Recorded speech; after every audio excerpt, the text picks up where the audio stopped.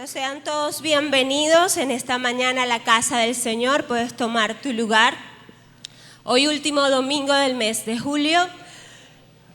Le damos la bienvenida a todo el pueblo, asimismo a cada persona que se conecta a través de la plataforma de YouTube. Sé también bienvenido a estés acá en Venezuela o fuera de Venezuela. Es un honor poder compartir la palabra del Señor a través de este medio. Bien, y quiero invitarles en esta mañana a que puedan abrir sus Biblias. Vamos a leer dos textos en dos libros diferentes. El primero que quiero leer está en Romanos, capítulo 14, versículo 17. Romanos, capítulo 14, versículo 17. Y dice: porque el reino de Dios no es comida ni bebida, sino justicia, paz y gozo en el Espíritu Santo. Repite conmigo, si no es justicia, paz y gozo en el Espíritu Santo. Y el otro versículo que quiero leer está en el libro de Mateo, capítulo número 5, versículo 6. Y dice: bienaventurados los que tienen hambre y sed de justicia, porque ellos serán saciados. Esa es una promesa que está allí en la palabra. Y el título del mensaje es: felices los que aman vivir en justicia. Felices los que aman vivir en justicia. Bueno, y en el primer versículo que leímos, que compartimos en Romanos capítulo 14, versículo 17, el apóstol Pablo describe con estas tres características al reino de los cielos. Él dice: el reino de los cielos no se trata de qué comidas o qué bebidas determinadas podemos o no podemos comer, consumir. Se trata de vivir en justicia, en paz y gozo, cosas que solamente el Espíritu Santo puede dar. También el apóstol Pablo en la carta a los Colosenses, él explica lo que pasa en el mundo espiritual cuando tú y yo aceptamos a Jesús como nuestro Salvador, o cuando una persona llega a los pies de Cristo y acepta a Jesús como su Salvador. Dice que hemos sido redimidos del pecado a través de su sangre. Y dice el versículo, en el capítulo 1, versículo 13, que fuimos quitados del poder de las tinieblas. Dice que Él nos ha librado del poder de las tinieblas y trasladado al reino de su amado Hijo. ¿Cuántos creen en esa palabra? Que cuando aceptamos a Jesús como nuestro Salvador, Dios, dice en la versión latinoamericana, dice: Él nos arrancó del poder de las tinieblas. Entonces Él nos libera del poder de las tinieblas y nos da el Espíritu Santo para llevar una vida en justicia, en paz, en gozo. Nos traslada a el reino de Dios, al reino de su amado Hijo. Eso es una verdad escritural y nos toca a nosotros como hijos de Dios creerla, ¿sí? Que a través de la sangre de Jesús nuestros pecados son borrados, somos limpios del pecado y ahora nos da el Espíritu Santo para que vivamos en el reino de los cielos. Y vivir en el reino de los cielos, aunque sigamos viviendo aquí en Venezuela, en Barquisimeto, significa que nuestra vida manifieste justicia, paz y gozo. Cosas otorgadas solamente por el Espíritu Santo. Amén. Por eso Jesús, cuando sus discípulos le pidieron: maestro, enséñanos a orar. Cuando sus discípulos le pidieron a Jesús que le enseñara a orar, le dio la oración del Padre Nuestro. Y en el Padre Nuestro hay una frase que dice: venga a nosotros tu reino. Y cuando nosotros oramos en el Padre Nuestro, venga a nosotros tu reino, estamos orando, estamos pidiéndole al Señor que sea manifiesto en nuestra vida la justicia, la paz, el gozo. Amén. Cuando le decimos: venga tu reino sobre mi vida, venga tu reino sobre mis hijos, venga tu reino sobre mi hogar, venga tu reino sobre mi iglesia, venga tu reino sobre Venezuela. ¿Cuántos pueden orar así? Yo oro de esa manera: venga tu reino, que tu justicia, que yo pueda vivir en justicia, que pueda vivir en gozo, en la paz que solamente el Espíritu Santo nos puede dar. Esa paz que sobrepasa todo entendimiento, ese gozo que solamente lo puede dar el Espíritu Santo. Amén. Bien, y lo quise relacionar con la bienaventuranza que leímos. En Mateo capítulo número 5, Jesús nos da el sermón del monte, ¿verdad? Ahí hay un conjunto de enseñanzas muy grandes de cómo debe ser la conducta del verdadero cristiano. Hay muchas características, muchas enseñanzas, pero al inicio de ese capítulo están las bienaventuranzas, y cada bienaventuranza es una promesa para aquel que hace lo que allí dice. Y esa bienaventuranza dice: bienaventurados los que tienen hambre y sed de justicia, porque ellos serán saciados. De allí el título del mensaje. Y quiero comenzar con explicar primeramente, porque de esas tres características del reino de los cielos, justicia, paz y gozo, tan solamente en esta mañana voy a hablar de vivir en justicia. Y por eso el título del mensaje, que es felices los que aman vivir en justicia. ¿Y qué será tener hambre y sed? Hambre y sed son necesidades físicas de cada uno de nosotros como seres humanos. Y la necesidad, el hambre, lo podemos buscar en el diccionario y se define como la necesidad o ganas de comer. En la sed, la necesidad o ganas de beber. Pero cada una de estas palabras las buscamos en el diccionario y tiene una definición en común, que ambas dicen que también se definen como apetito o deseo ardiente de algo. Entonces, en el diccionario, hambre es necesidad o ganas de comer, y la otra definición es apetito o deseo ardiente de algo. ¿Qué es la sed? Necesidad o ganas de beber, y también se define como apetito o deseo ardiente de algo. Fíjense que esas dos palabras, uno las busca en el diccionario y como segundo significado tienen exactamente lo mismo. Entonces, el hambre y la sed también se puede utilizar para definir o para describir una necesidad, un apetito que alguien pueda tener.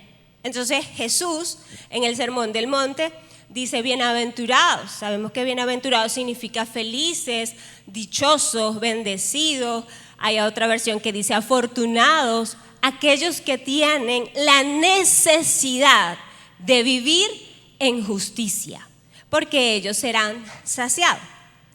Y fíjense que por muchos años yo estuve en un error, que uno, crece en los caminos del Señor, pero algunas veces tiene conceptos errados, o alguien le dijo algo y no lo corroboró en la Biblia, o se confundió o lo entendió mal a la primera. Por años yo me confundí, por años no tuve claro que la necesidad de Dios es una cosa y la necesidad de vivir en justicia es otra.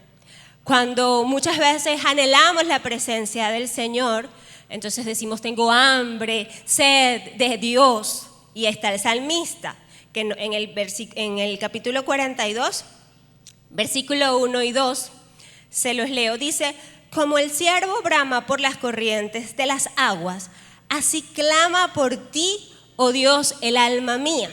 Mi alma tiene sed de Dios, del Dios vivo.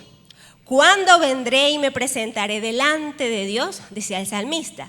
Ahí el salmista estaba expresando su necesidad de estar en la presencia de Dios. Y tú y yo hemos venido a la casa del Señor hoy domingo 31 de julio por la necesidad de estar en su presencia. Amén. Por la necesidad de adorarle, de regalarle a Dios mi mejor alabanza, mi mejor adoración. Yo quiero venir a la casa del Señor a darle al Señor, y también quiero venir a la casa del Señor a recibir la palabra que Él tiene preparado para mí. ¿Sí o no? Porque vamos a la oración, porque quiero estar en la presencia de Dios, quiero adorarlo también en la oración, quiero pedirle, quiero interceder, etc. Eso es necesidad de la búsqueda del Señor. Y eso es bueno, es necesario hacerlo, es natural.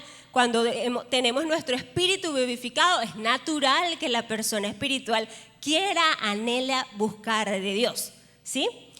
Y hay personas que quizás no conocen mucho de Dios o no han conocido, no han tenido un encuentro con Dios, que tienen esa necesidad de la búsqueda de Dios y llegan a nuestra célula quizás o acá a la iglesia, personas con un vacío en su interior buscando llenarlo con algo que es la necesidad de Dios, buscar a Dios para que ese vacío sea llenado.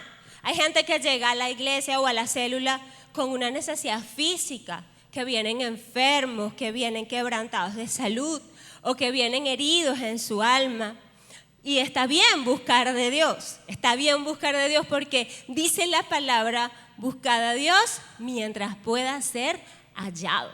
Entonces vemos que hay gente que he escuchado críticas, no, es que se busca a Dios porque está enfermo y ya después no más. Bueno, mire, yo estoy aquí quizás en esta mañana frente de ustedes porque mi abuela en algún momento, no siendo creyente, pero con una gran necesidad, buscó de Dios.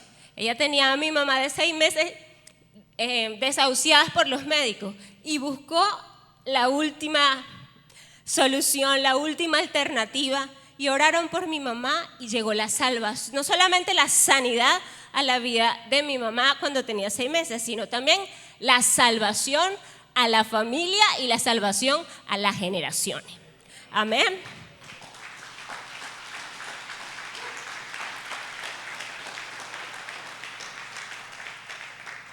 Eso es necesidad de Dios, ¿sí? Manifestada de muchísimas maneras. Pero no de eso quiero yo hablar. Yo quiero hablar, no es del hambre y de la sed de Dios, sino del hambre y la sed de vivir en justicia, que es diferente.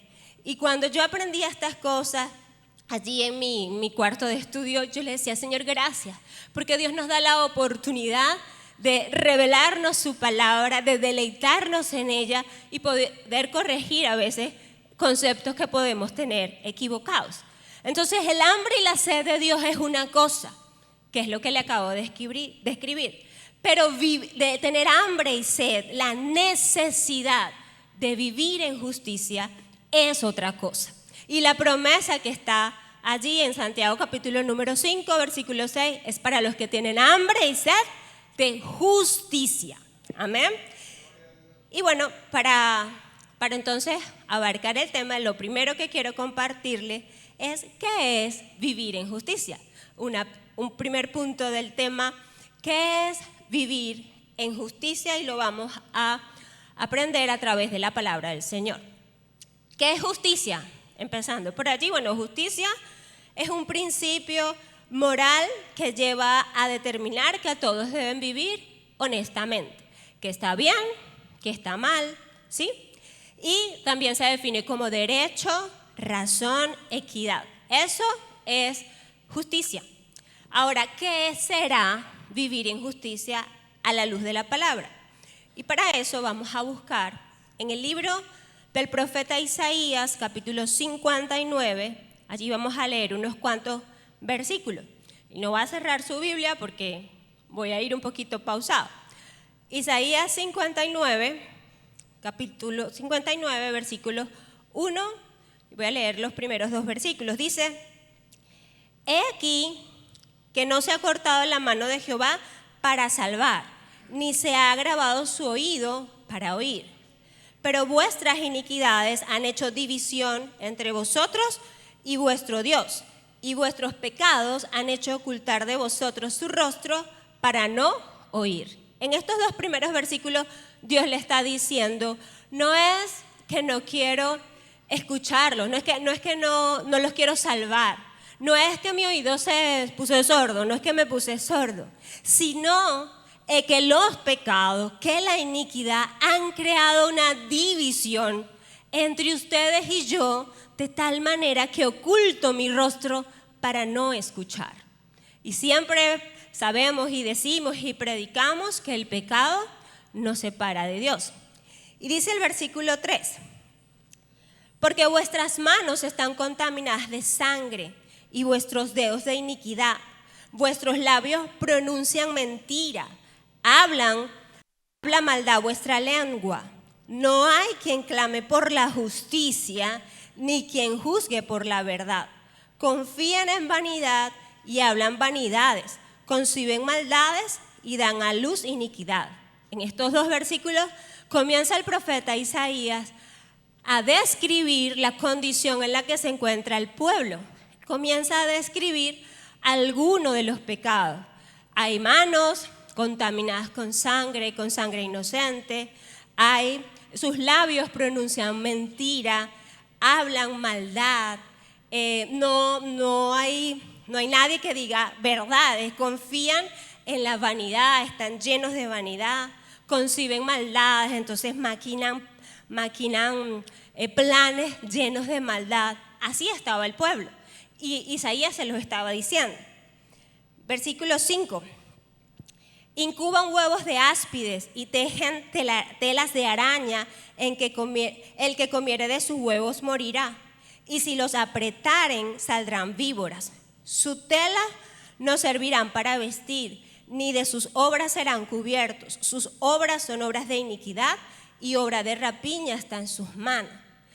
Sus pies corren al mal, se apresuran para derramar sangre inocente. Sus pensamientos de iniquidad, destrucción y quebrantamiento hay en sus caminos.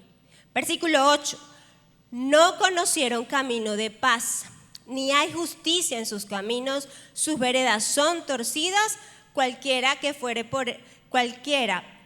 por ellas fuere, no conocerá paz. Entonces allí estamos leyendo cómo el profeta describe los pecados del pueblo. Corren a hacer el mal, quieren destruir, quieren quebrantar. No hay justicia.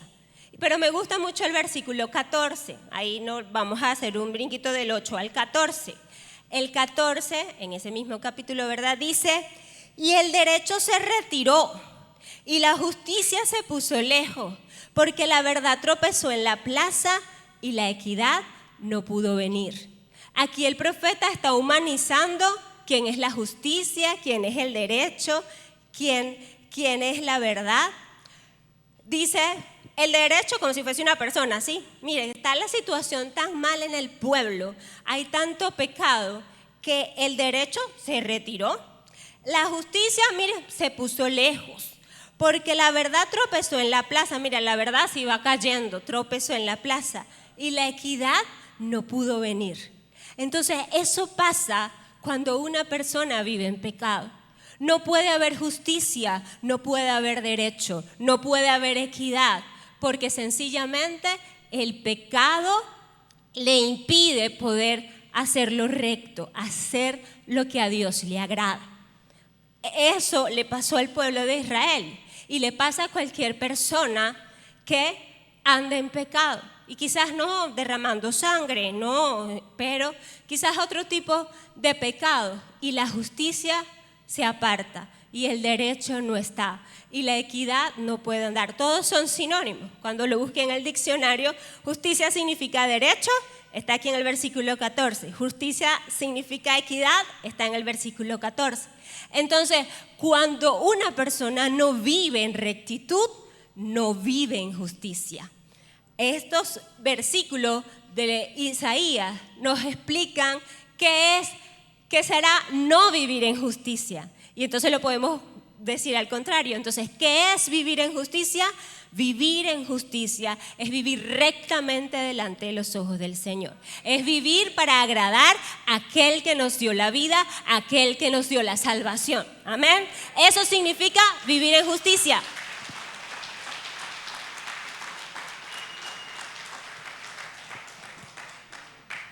Muy bien. Entonces, teniendo claro qué es vivir en justicia, volvamos a la bienaventuranza. Bienaventurados los que tienen hambre y sed de justicia, porque ellos serán saciados. Y busqué este versículo de Mateo 5, 6 en otras versiones.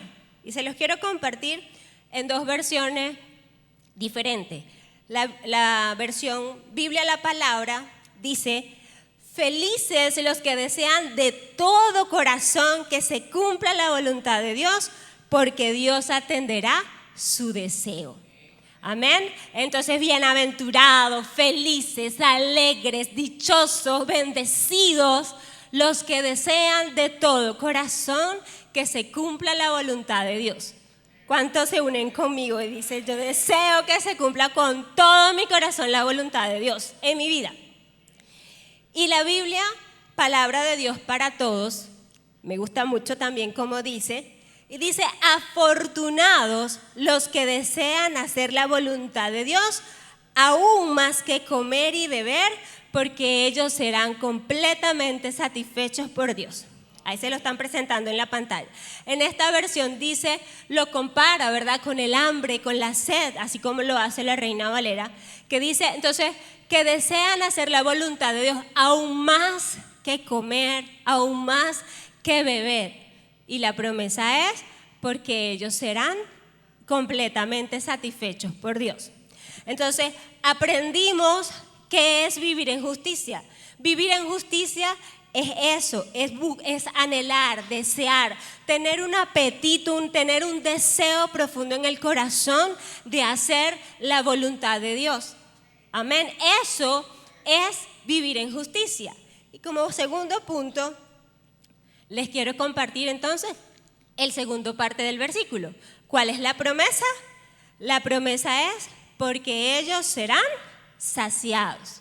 Seremos completamente satisfechos por Dios, dice la última versión que les acabo de leer. ¿Y qué pasa cuando usted tiene mucha hambre y come? Se sacia. ¿Y qué decimos aquí en Venezuela? Barriguita llena, corazón contento. Esto se parece a la bienaventuranza, porque cuando somos satisfechos, entonces somos bienaventurados. Cuando Dios le concede algo que usted anhela en su corazón, ¿cómo se pone triste? No, feliz, alegre, dichoso, bienaventurado, porque somos completamente satisfechos por Dios. Amén. Entonces, la promesa es que seremos satisfechos por el Señor. Y mire, una persona que tiene hambre y sed, esa necesidad profunda en su corazón de hacer la voluntad de Dios, tiene algunas características. Bueno, yo coloqué aquí 3 características, pero pueden ser muchísimas más. Una persona con esa necesidad, con esa hambre de querer hacer la voluntad del Señor, tiene mínimo estas 3 características. Número 1, es un hombre, una mujer temerosa de Dios. Es persistente una y otra vez, no tira la toalla, es persistente. Y número 3, renuncia a las obras de la carne. Y voy a hablar con unos ejemplos de estas características de personas acá en la Biblia que pudieron ver hechas una realidad esta promesa por su manera de accionar, ¿sí? Entonces, la promesa es que seremos satisfechos, que seremos completamente saciados por el Señor. Y quiero hablarles de David, como un hombre que podemos tomar muchos ejemplos buenos, que sabemos que no fue perfecto, que también se equivocó. Pero David, ya siendo rey de Israel, ya establecido su reino en la ciudad de Jerusalén, Dios le puso un deseo en su corazón, que fue trasladar el arca. El arca de Dios era el tesoro más valioso que podía tener el pueblo de Israel. Era ese tesoro que representaba la presencia y el poder de Dios. Sí, era un arca rectangular, bañada en oro, por dentro, por fuera, tenía unos querubines arriba y dentro se guardaba las tablas de la ley, donde Dios le dio a Moisés los 10 mandamientos, estaba un recipiente con maná, también estaba la vara de Aarón, allí eso era el arca, ¿sí? Y el arca, una oportunidad, fue llevada por el ejército a la batalla contra los filisteos, y los filisteos la capturaron. y se la llevaron para su territorio y la pusieron con su Dios, porque pensaba, bueno, que entonces ahora el Dios de Israel también nos defienda a nosotros, como si eso fuera así. No, eso no le funcionó a los filisteos, eso no le funcionó, sino que el pueblo empezó a enfermarse y le salieron tumores. Entonces no, vamos a llevar el arca a otra ciudad y de una ciudad a la otra, no, y todo donde ciudad que iban, ciudad que se enfermaban y le salían tumores. ¿Y qué dijeron los filisteos? No, vamos a salir de esto. Y agarraron unas vacas, le pusieron un carro, unas vacas que tenían unas crías chiquitas, esas crías las escondieron y esas vacas salieron corriendo, llevándose el carro donde montaron el arca. Y el arca lo montaron con unas ofrendas, con tumores de oro, y bueno, ahí fue lo que se vaya esa arca para allá, para el territorio de Israel, no queremos saber nada de ella. Y el arca estuvo en el territorio filisteo 7 meses y luego llega al territorio de Israel, donde estuvo en la casa de Abinadab, olvidada. Y la presencia de Dios fue olvidada. Y adorar a Dios fue olvidado, no darle el lugar, no darle la importancia. El arca era el tesoro más sagrado y estaba siempre en el lugar santísimo. Y el pueblo se había olvidado del arca por 20 años. No era poquito tiempo. Por 20 años. ¿Y qué hizo David? No, miren, un hombre con temor de Dios en el corazón. Él quería invitar a que la presencia de Dios estuviese en su reinado, a que la presencia de Dios estuviese en la capital del reino. ¿Será que era bueno lo que estaba deseando David? Si era bueno, era querer hacer la voluntad de Dios. Y vamos a leer, la historia es muy larga, pero a mí me gusta siempre poner allí para que la persona por lo menos anote su texto y después complemente la historia bíblica, ¿verdad? Eso está en primer libro de Crónicas, capítulo 13, versículos de 2 al 4. David tenía las intenciones en su corazón de trasladar el arca. Y dijo, el versículo 2, y dijo David a toda la asamblea de Israel: si os parece bien y si es la voluntad de nuestro Dios, enviaremos a todas partes por nuestros hermanos que han quedado en las tierras de Israel y por los sacerdotes y levitas que están con ellos en sus ciudades y ejidos, para que se reúnan con nosotros. Y traigamos el arca de nuestro Dios a nosotros, porque desde el tiempo de Saúl no hemos hecho caso de ella. Y dijo toda la asamblea que se hiciese así, porque la cosa parecía bien a todo el pueblo. Entonces ahí David tenía una intención correcta en su corazón. Él quería hacer la voluntad de Dios, quería llevar la presencia de Dios a la capital del reino, de darle la importancia larga que por 20 años había sido olvidada. Y él lo consultó a la asamblea. Muchas veces nosotros tenemos una idea o una intención en nuestro corazón y vamos y le pedimos confirmación al Señor.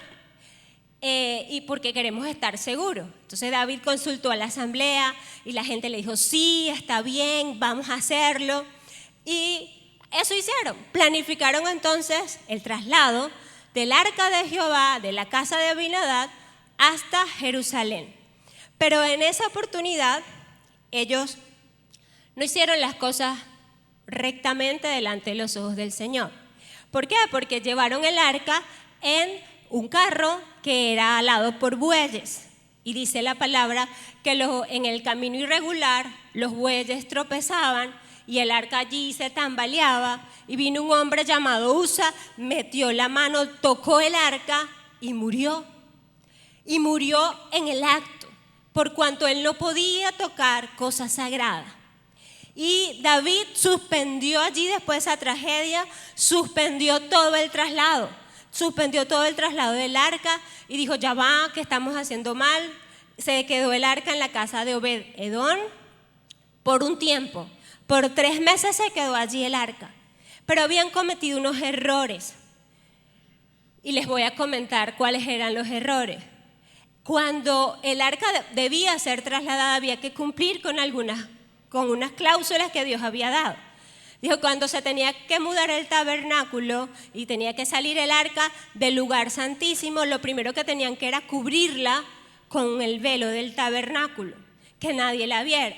Número 2, no la podían montar en ningún carro, al lado por animales, no, sino que tenían que ser cargada por los levitas en hombros. El arca tenía 4 anillos, pasaban la vara por esos anillos y los levitas debían llevar el arca en hombros. Y número 3, no la podían tocar, ¿sí? Eso porque tenía el riesgo, es más, dice la palabra que ninguna cosa sagrada podía ser tocada porque había el riesgo de que muriera. Entonces, esos errores nos enseñan que en el reino de Dios las intenciones buenas no bastan. Las buenas intenciones en el reino de Dios no bastan. Es necesario obediencia. Amén. Es necesario ajustarse a la voluntad de Dios para ver bendición. Muchas veces, no sé, cumplimos años, o es el día de la madre, o es el día del padre, y nos regalan detallitos, y bueno, a lo mejor no será, o regalamos detallitos, y bueno, no, a lo mejor no será un gran regalo, pero uno dice, qué bonita intención, ¿sí? Qué bonita intención, y lo recibimos, y las buenas intenciones en algunas cosas funcionan, ¿verdad que sí? Qué bonito gesto, qué bonita intención, pero les quiero decir, en el reino de Dios, en la vida cristiana, las buenas intenciones no son suficientes. No son suficientes, silencio total. No son suficientes. A David no le fue suficiente tener una intención correcta en su corazón. Él anhelaba llevar la presencia de Dios a la capital del reino y eso estaba bien, pero no fue la manera correcta.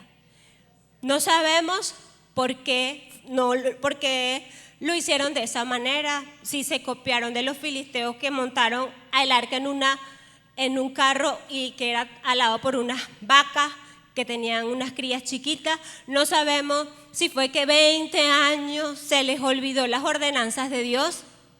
Mire, 20 años que no repasaban qué era lo que Dios había dicho.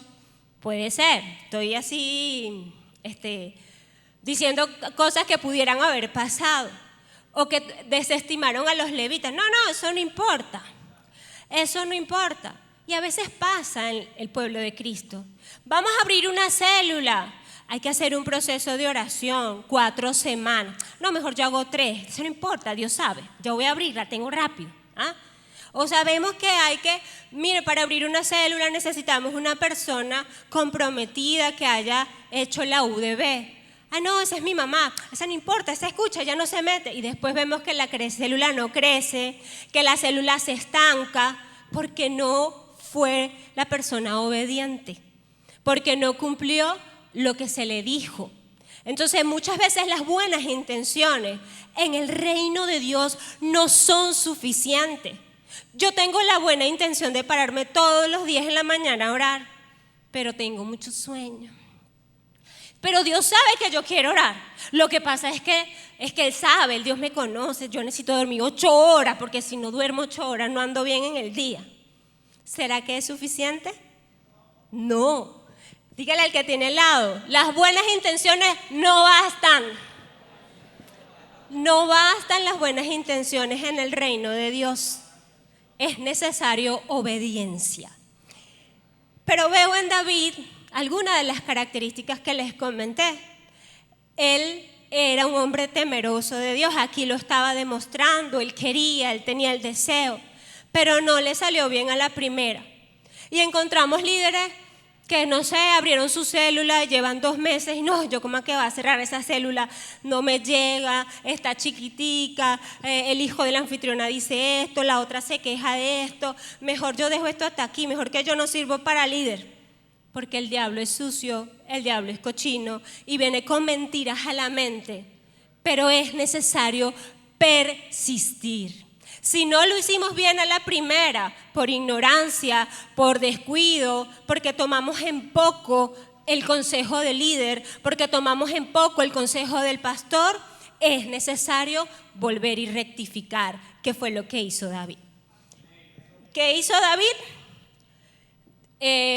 La palabra no especifica exactamente lo que hizo, pero sí lo que decidió. Y lo quiero leer en el primer libro de Crónicas, capítulo 15, versículos 1 y 2.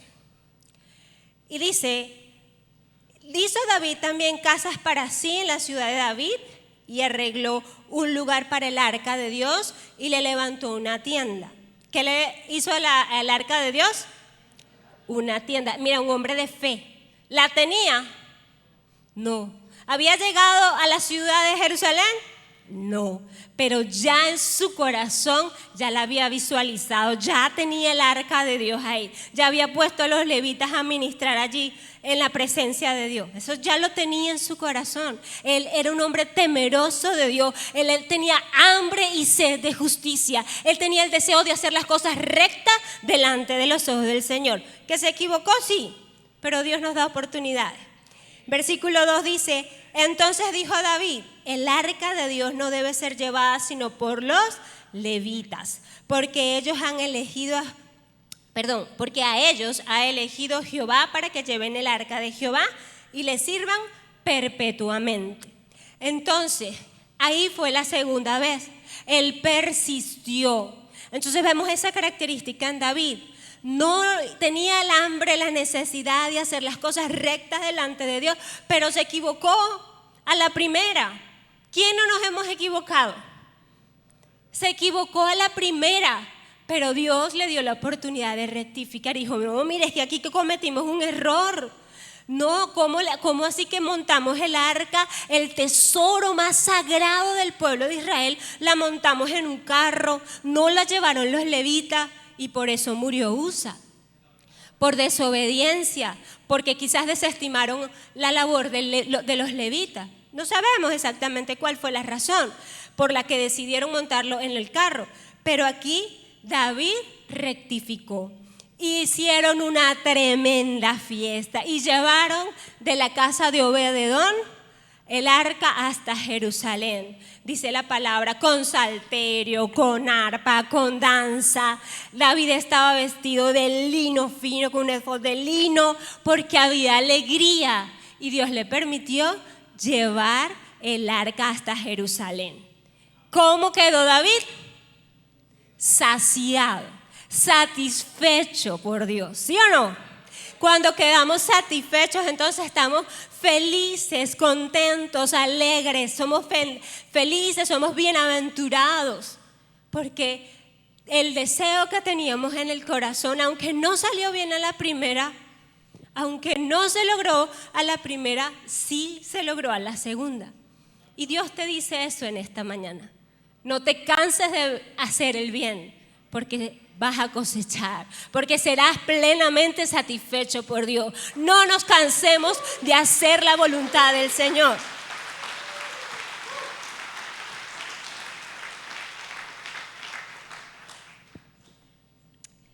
Y testimonios para comentarles, pues tengo unos cuantos, porque no se trata solamente de la vida ministerial, sino en la vida personal. Cada uno de nosotros está en la rueda del alfarero. Nosotros somos barro en las manos del Señor y somos obra en proceso. Aquí ninguno puede decir: yo soy la obra perfecta de Dios, obra plenamente completa. ¿Alguien puede decir eso? No, no somos obra completa, no somos obra terminada. Estamos en la rueda del alfarero, dejándonos moldear por el Señor. Y en nuestra vida cristiana, en nuestro carácter, pueden haber debilidades. Pero cuando tú tienes el deseo en tu corazón rotundo, ese apetito ardiente, ese deseo ardiente de ser mejor para el Señor, de hacer la voluntad de Él, Él hará la obra en ti. Porque no serán tus fuerzas, sino será el Espíritu Santo quien te permitirá vivir en justicia, en rectitud delante del Señor. Conozco una señora que antes de llegar a Cristo, fumaba muchísimo. Y ella comenzó a asistir a la iglesia y comenzó a asistir a su célula y ella seguía fumando. Y mire, para ir a la célula eso se bañaba, se ponía ropa limpia, se echaba perfume, nada de restos de olor a cigarrillo. ¿Sí conoce a alguna gente así? Bueno, ella era de una de esas. Y se iba a su célula y se venía a la iglesia así bañadita y tal para que no, bueno, pero seguía fumando. Seguía fumando y ella tenía el deseo en su corazón: Señor, yo quiero dejar de fumar. Y le llegó el tiempo de hacer su encuentro. Antes los encuentros no se hacían acá en la iglesia, eran en Jericó y nos íbamos los viernes en la tarde hasta el domingo en la tarde. ¿Y cómo voy a hacer? Eso me va a dar ganas de fumar allá. Yo me llevo, bueno, la señora agarró y se llevó su cajetilla de cigarrillo. Y no es de mi red, no conozco bien exactamente el cuento, pero no sé si se llegó a fumar por allá en el baño en Jericó, escondida allá en la esquina, no sé. Pero le llegó el momento de la clase de la liberación y ella anheló ser libre de esa atadura, de ese vicio. Y ella anheló, así, tuvo esa hambre y ese deseo de hacer la voluntad del Señor y de ser libre. Y ella fue libre en la administración de la liberación, completamente satisfecha por Dios. Llegó a su casa y botó su cajetilla de cigarro y nunca más le provocó volver a fumar, porque tuvo hambre y sed de justicia. Pero también tengo una discípula que sí es de mi red y ella va en proceso, no lo ha alcanzado todo. Y ella me confesó que ella dice groserías. Viene de una familia que dice un montón de groserías. Y ella me dice, no, cuando yo llegué aquí a la iglesia, pues me empecé a contar las groserías que digo al día. Decía aproximadamente 30 groserías diarias.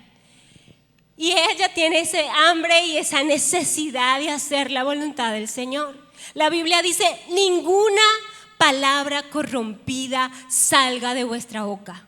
¿Cuánta?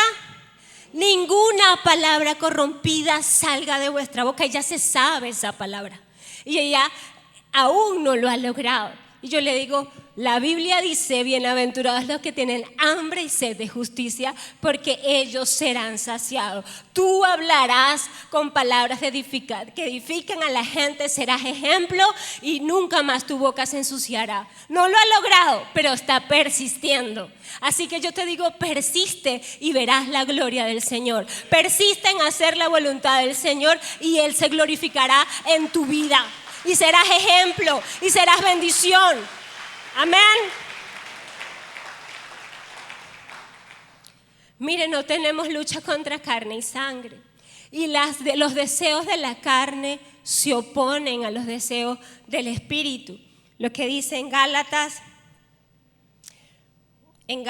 capítulo número, Gálatas capítulo 5, versículo 17.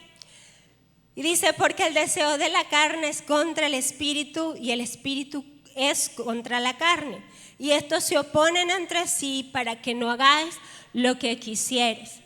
Tenemos hambre y sed de justicia, tenemos deseo de hacer la voluntad del Señor, pero hay una carne que se opone. Y la carne, te explico, es la sumatoria, aquí en este versículo es la sumatoria del cuerpo físico más el alma.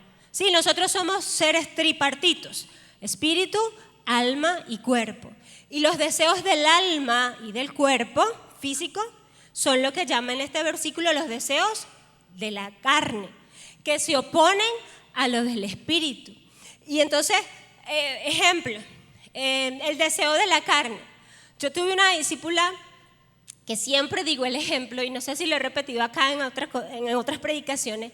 Un deseo del cuerpo físico. Ella aceptó a Jesús como su Salvador, pero a ella le gustaba tomar, ¿sí? Cerveza sobre todo. Y ella dice que cuando veía, ya siendo cristiana, que cuando veía a la gente tomando cerveza, sobre todo en un día de mucho calor, se le hacía agua a la boca. Ay, que le provocaba una frita. Eso se llama deseo del cuerpo físico, ¿sí? Pero también hay deseos del alma no correctos. Ay, te hicieron una cosa mala, te ofendieron, y ese deseo de vengarte, y es que yo le voy a hacer lo mismo. Eso es deseo del alma. Pero si juntamos los deseos del cuerpo físico y los deseos del alma, decimos que son los deseos de la carne. Entonces los deseos de la carne siempre se van a oponer a los del espíritu. Y nosotros debemos ser temerosos de Dios, debemos ser persistentes y vencer en el nombre de Jesús. Amén. De alimentar nuestra vida espiritual para someter a esos deseos. Bien, pero encuentro a otro hombre también temeroso del Señor, que es Pablo. Y quiero leerles en la primera carta de Corintios, capítulo 9, versículo 16. Dice Pablo: pues si anuncio el evangelio, no tengo por qué gloriarme, porque me es impuesta necesidad. Y complementa la idea y dice: y ay de mí si no anunciar el evangelio. Ay de mí si no anuncio el evangelio. Mire, ese hombre tenía un deseo ardiente en su corazón de hacer la voluntad de Dios. Él era un hombre temeroso del Señor, que sabía que había sido llamado. Y él predicaba en tiempo, fuera de tiempo, preso, libre, golpeado, de todas maneras, teniendo dinero, teniendo hambre, necesidad, teniendo mucho. Pablo no se cayó, su boca no dejó de predicar el evangelio. Y ahora nosotros tenemos, pronto el 8 de agosto vamos a comenzar un programa de evangelismo. ¿Cuántos vinieron el viernes? El viernes hablamos de convertirnos en unos salvavidas. ¿Cuántos quieren ser esos salvavidas de otras personas? Que no callemos, que no dejemos de orar, que podamos participar en ese programa con esa hambre, con esa necesidad de hacer la voluntad de Dios. ¿Cuántos se unen conmigo? De convertirnos en esos salvavidas, de orar, de pagar ese tiempo de oración, de ir y buscar a las personas para el festival de la vida que vamos a hacer. Entonces, así era Pablo, tenía esa hambre y esa necesidad. Qué bueno es que tú y yo tengamos también esa hambre y esa necesidad, ese deseo de ir y predicar la palabra, de dar de gracia lo que por gracia hemos recibido, porque somos iglesia, llamados a ser luz en medio de la oscuridad, llamados a ser sal de la tierra para detener la corrupción en esta nación, en esta ciudad, en tu comunidad. A eso hemos sido llamados. Entonces, de Pablo veo acá el temor de Dios, de no quedarse callado. De eso tomó de Pablo el ejemplo. Y por último, este no es un ejemplo, este sería un contraejemplo de lo que fue el joven rico, que está en Marcos, o lo voy a leer del Evangelio de Marcos, capítulo 10, versículo 17. La última característica, que es renunciar a los deseos de la carne. Marcos capítulo 10, versículo 17 al 22 dice: al salir él, se estará refiriendo a Jesús, para seguir su camino, vino uno corriendo e hincando la rodilla delante de él, le preguntó: Maestro bueno, ¿qué haré para heredar la vida eterna? Jesús le dijo: ¿por qué me llamas bueno? Ninguno hay bueno, sino solo uno, Dios. Los mandamientos, ¿sabes? No adulteres, no mates, no hurtes, no digas falso testimonio, no defraudes, honra a tu padre y a tu madre. Él entonces respondiendo le dijo: Maestro, todo eso lo he guardado desde mi juventud. Entonces Jesús mirándole le amó y le dijo: una cosa te falta. Anda, vende todo lo que tienes y dalo a los pobres y tendrás tesoro en el cielo. Y ven, sígueme tomando tu cruz. Pero él, afligido por esta palabra, se fue triste porque tenía muchas posesiones. El rico, joven rico, ¿tenía buenas intenciones? Sí, tenía la intención de ganarse la vida eterna. Él quería ganarse la vida eterna. ¿Le bastó tener el deseo nada más? No, porque dice que se fue triste, que lo que Jesús le dijo le pareció una palabra muy dura. Le dijo, no, yo cumplo los mandamientos, yo no mato, yo no hurto, yo no digo falsos testimonios, pero Jesús lo escaneó. Jesús con su discernimiento de espíritu, allí él lo escaneó espiritualmente y le determinó, ahí hay un deseo de la carne que ama más a las riquezas que a Dios, ¿sí? Y en esa debilidad él le aconsejó, pero el consejo que Jesús le dio no le gustó y se fue, ¿sí? Y hay gente, ya yo hice la UDB, mire, hice la UDB, fui bautizado, bueno, yo no me voy a poner de ejemplo. Hay personas que hacen la Universidad de la Vida y usted la ve ahí tan santica y entran a capacitación destino y van en el nivel 1, bueno, en el nivel 2 y hacen sus proyectos y hasta pueden tener buenas notas. Pero hay deseos carnales en su vida no desarraigados que los separan de Dios. Que no hay esa persona no manifiesta el tener ese deseo, esa hambre y sed de justicia, porque a pesar de que ha crecido espiritualmente en algunas áreas, tiene otras áreas donde no ha tenido la suficiente determinación, la suficiente necesidad para dejar y morir a esos deseos carnales. Ejemplos, la música no cristiana. Hay gente cristiano, hicieron UDB, bautizaditos, en capacitación destino, aún hasta en ministerio, que escuchan música mundana. Y no solamente que la escuchan, que la cantan, que se la gozan.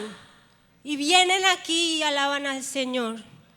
Levantamos nuestras manos santas delante de la presencia del Señor. Y en sus casas adoran al diablo. Adoran a Satanás. Y eso trae tristeza al Espíritu Santo de Dios. Eso es no tener hambre y sed de justicia. Tener hambre y sed de justicia es doblegar el deseo de la carne y decir, yo adoro a un solo Dios, a un Dios vivo, al que me dio la vida, al que dio la sangre por mí en la cruz del Calvario.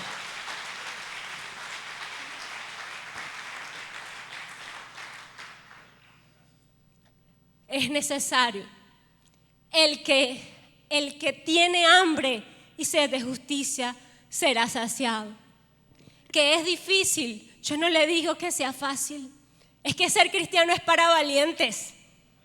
Ser cristiano es de valientes, de renunciar a las obras de la carne, de renunciar donde tu carne se gozó en la pornografía, se gozó en la fornicación. Renunciar a los deseos de la carne por adorar al Dios vivo.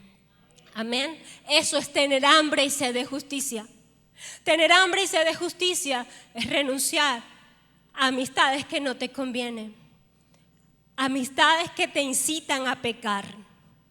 Porque más de uno aquí estoy segura que tiene amistades hoy en día que te incitan a pecar. A través del WhatsApp, a través de unos videos, te llevan a pecar, te motivan a pecar. Y tú eres pueblo santo de Dios, pueblo apartado para Dios. Entonces necesitamos morir a esas amistades. ¿Que duele? Yo no te digo que no duela, pero es necesario marcar distancia.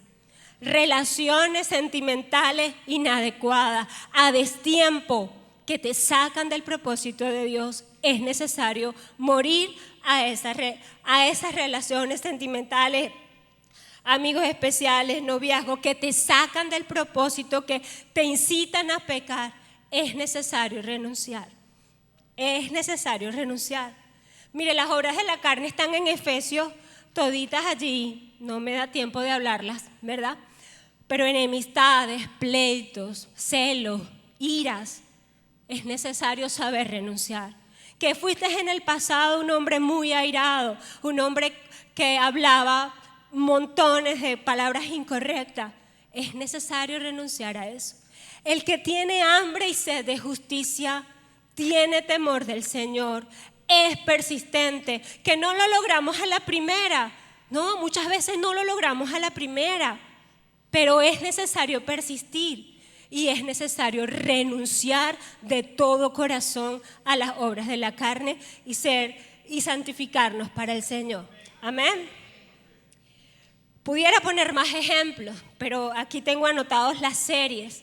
Hay gente que se pone y se ata a una serie de Netflix, mire, que no le deja nada bueno. Gasta el tiempo, pasa el tiempo y no le enseñan algo bueno, sino todo lo contrario, que socavan las bases cristianas.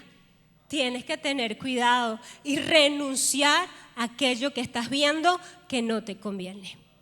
El que tiene hambre y sed de justicia buscará agradar a Dios en todo. Amén. ¿Cuál es la promesa? Seremos saciados. Seremos saciados por Dios. El precio que pagó Jesús fue muy alto.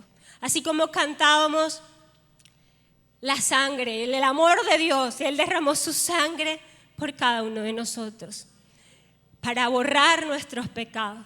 Y el borrar nuestros pecados nos traslada, nos quita del poder de las tinieblas y nos traslada al reino de Dios. Para vivir ¿cómo? En justicia, en paz y con gozo. Cosas que solamente puede dar el Espíritu Santo. Felices los que amamos vivir en justicia, porque seremos saciados, porque Dios nos dará la victoria.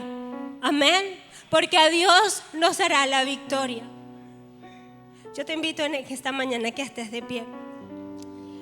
Padre, gracias por tu palabra. Gracias, Señor, por tu palabra, Rey. Porque tu palabra es viva y es eficaz. Porque tú nos enseñas, Señor.